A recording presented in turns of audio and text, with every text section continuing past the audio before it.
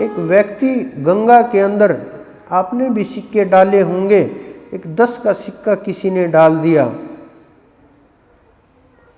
वो गोता लगाया, जब जल का बहाव तेज था वो सिक्का थोड़ा आगे बह गया, उसने गोता लगाया तब तक वो आगे निकल गया। उन्होंने दूसरा गोता लगाया, बाहर भीड़ लगी हुई थी, मेले का समय था। दूसरा गोता लगाया, हाथ मारे, हाथ नहीं लगा। फिर तीसरा गोता लगाया, प्रवाह तेज होता है गंगा का, आप सब लोगों को पता है, लोग बह भी जाते हैं। तो वो तो गोता लगाया फिर भी हाथ नहीं, मन के अंदर विचार आया, हे परमात्मा, ये सिक्का अगर मुझे मिल जाए तो मैं 1 रुपया आपके मंदिर के अंदर चढ़ा दूंगा। दूसरे गोता लगाया, सिक्का हाथ नहीं लगा, बाहर निकला गोताखोर, देखा लोग हंस रहे, अरे कुछ भी हाथ नहीं लग रहा। अब बात इज्जत के ऊपर आ गई, स्वाभिमान के ऊपर आ गई, अभिमान के ऊपर आ गई।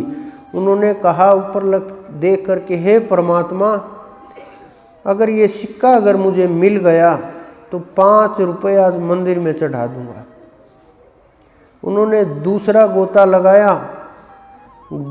लगाया तो हाथ नहीं लगा। उन्होंने सोचा कि सिक्का तो गायब ही हो गया या कहीं पत्थर के नीचे इधर उधर चला गया।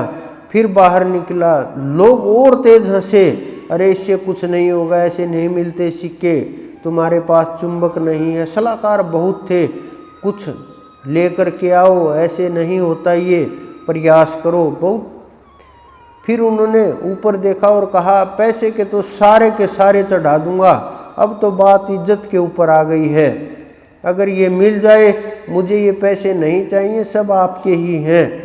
उन्होंने गोता लगाया और ऐसा हुआ वो सिक्का उनके हाथ लग गया। बाहर निकला हंसता हुआ, मुस्कुराता हुआ, बाहर निकल करके कपड़े पहने, मन के अंदर विचार आया, अरे परमात्मा ने इसमें क्या किया है, ठंड मुझे लगी, शरीर मुझे, मेरा दिक्कत हुआ, लोग मजाक मेरा उड़ा रहे, मेहनत मैं कर रहा, तो उसका इतना तो हक नहीं बनता, आधा हक तो मेरा भी है। थोड़ा आगे बढ़ा, मंदिर के नज़दीक पहुंचा, फिर मन में विचार आया, अरे परमात्मा कुछ नहीं किया उन्होंने, मैं क्यों चढ़ाऊं, चलो कोई बात नहीं, मैं 1 रुपया तो फिर भी चढ़ा ही दूंगा। मंदिर के अंदर पहुंचा, पुजारी आरती कर रहा, मन में विचार आया, ये परमात्मा को कहाँ जाएगा, ये तो पुजारी के घर जाएगा, मुझे क्यों चढ़ाना है। तो इस प्रकार के जो संकल्प उत्पन्न होते हैं, हरियाणा के अंदर एक वो भैंस वाली कहावत भी है, खो गई थी, कि एक थन आपके यहाँ चढ़ा दूंगा, एक उसके वहाँ चढ़ा दूंगा, आप सब लोगों ने सुना होगा। ये जो संकल्प होते हैं ना, ये आध्यात्म के अंदर बहुत सोच समझ करके किए जाते हैं, बहुत विचार करके किए जाते हैं।